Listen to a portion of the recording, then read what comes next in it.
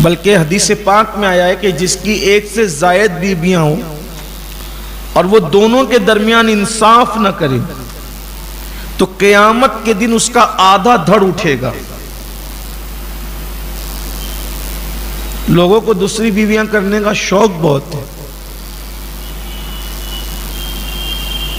اور لوگ تو میری کلپوں کا استعمال کرتے ہیں دوسری بیویوں کے لیے۔ میرے بیانات کی کلپیں، ایک مرتبہ میں رمضان شریف ہی میں کووڈ کے دور میں ایک علماء کے بیان کا پروگرام تھا، تو کچھ علماء مجھ سے کہنے لگے کہ آپ تو کہتے ہیں کہ دوسری بیوی کرو، تیسری کرو، چوتھی کرو۔ میں نے کہا میں نے ایسا تو نہیں کہا، کبھی آپ کی کلپ موجود ہے؟ میں نے کہا المیہ تو یہی ہے کہ لوگ میری کلپ کاٹ کے اپنی مطلب کی ڈالتے ہیں، نہ آگے کا ڈالتے ہیں نہ پیچھے کا ڈالتے ہیں۔ میں نے کہا کیا ہے وہ تو سمجھو۔ تو کہا کیا کہا؟ میں نے کہا میں نے یہ کہا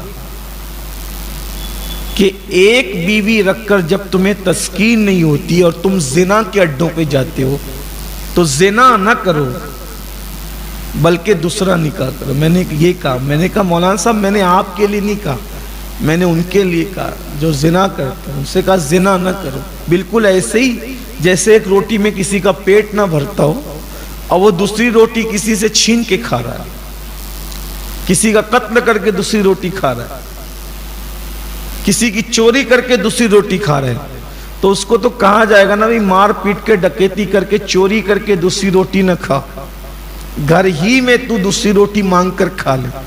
دیکھا یہ کیا بات تھی؟ میں نے تو یہ بات سمجھائی نا، تو تب انہیں سمجھ میں آئی بات۔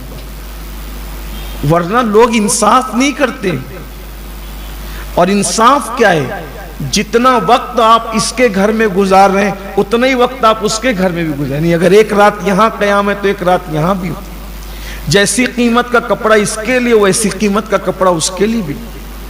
جو کھانا اس کو کھلا رہے وہ اس کو بھی کھلاؤ، جو خرچہ اس کو دے رہے اس کو بھی دو۔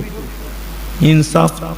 لیکن دیکھ لیں آپ مالیگاؤں میں جتنے دوسری تیسری والے ہیں، کچھ کا حال تو یہ ہے کہ جب تک بچے چھوٹے رہتے ہیں دوسری کے یہاں پورا وقت گزارتے ہیں، جب بچے بڑے ہو جاتے تو ان کے خوف سے پھر ادھر چلے آتے ہیں، اس کو چھوڑ دیتے ہیں۔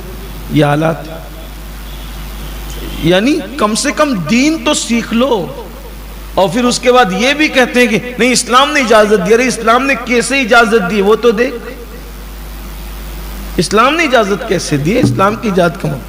اور پھر یہاں دشمنان دین کو اسلام کے خلاف بدتمیزیاں کرنے کا موقع ملتا ہے، عورتوں کو ورگلاتے ہیں۔ اسلام نے تو 4 کا حکم دیا، 4 کا حکم دیا۔ ہم نے کہا اللہ کے بندو اسلام نے 4 کا کوئی حکم نہیں دیا، کوئی حکم نہیں ہے اسلام میں 4 کا۔ قرآن تو سمجھو قرآن کہہ کیا رہا ہے، اسلام نے 4 کا حکم نہیں دیا، 4 کی اجازت دی۔ حکم اور اجازت میں فرق، حکم اور اجازت میں فرق۔ مثال کے طور پر نماز کا حکم ہے، نماز کا حکم ہے اس لیے نماز فرض ہے، اور سفر میں روزہ چھوڑنے کی اجازت۔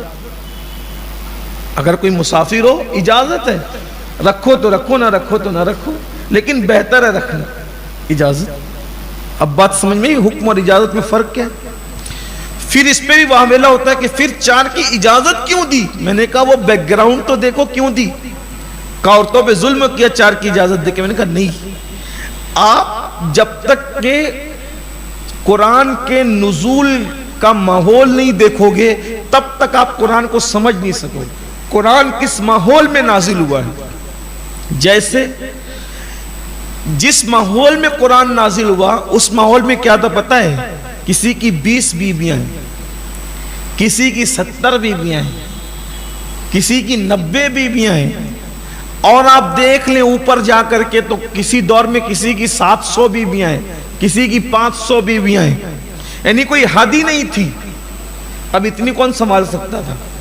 تو یہ جو لامحدود تعداد لوگ کرتے تھے نا، تو اسلام نے اس کو کھینچ کر کے پابند کیا، صرف 4 کر سکتے ہو بس۔ یعنی سینکڑوں کو اسلام نے لا کے کہاں کھڑا کر دیا؟ صرف 4. اور وہی 4 سب نہیں کر سکتے. کیا فرمایا؟ فَإِنْ خِفْتُمْ أَلَّا تَعْدِلُوا فَوَاحِدًا. اگر انصاف نہیں کر سکتے ان میں بھی تو پھر ایک ہی کرو بس. اسلام تو عورت کو ظلم سے بچا رہا ہے. سینکڑوں سے اسلام نے تعداد پہ لا کے کھڑا کر دیا. جہاں کوئی تعداد نہیں تھی وہاں تعداد پہ لا کے کھڑا کیا. 4 کا پابند کیا کہ صرف 4, اس سے زیادہ نہیں کر سکتے. اور اس میں بھی کہا کہ انصاف نہیں کر سکتے تو صرف 1. اس سے بڑھ کر کیا بات ہو؟ یہ تو انصاف اس عورت پہ اللہ کا انعام ہے, احسان ہے, کرم ہے. دیکھ رہے ہیں لیکن سمجھتے نہیں ہیں اور اپنی مرضی کے گھوڑے دوڑانے لگتے.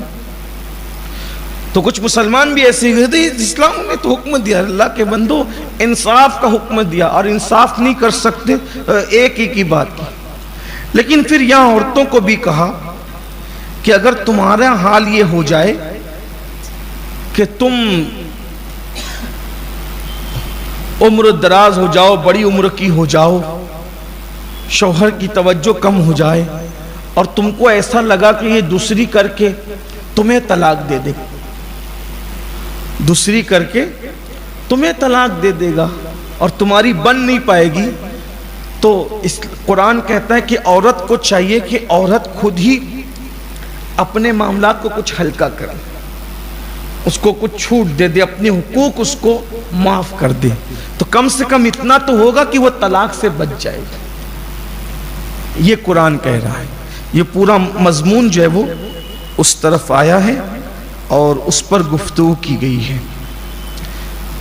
جو میں نے بہت اختصار کے ساتھ آپ کے سامنے پیش کر دیا, کیونکہ جو ہے وہ بہت تفصیل اس کی آدھا گھنٹہ اور 35 منٹ میں بیان نہیں ہو سکتی.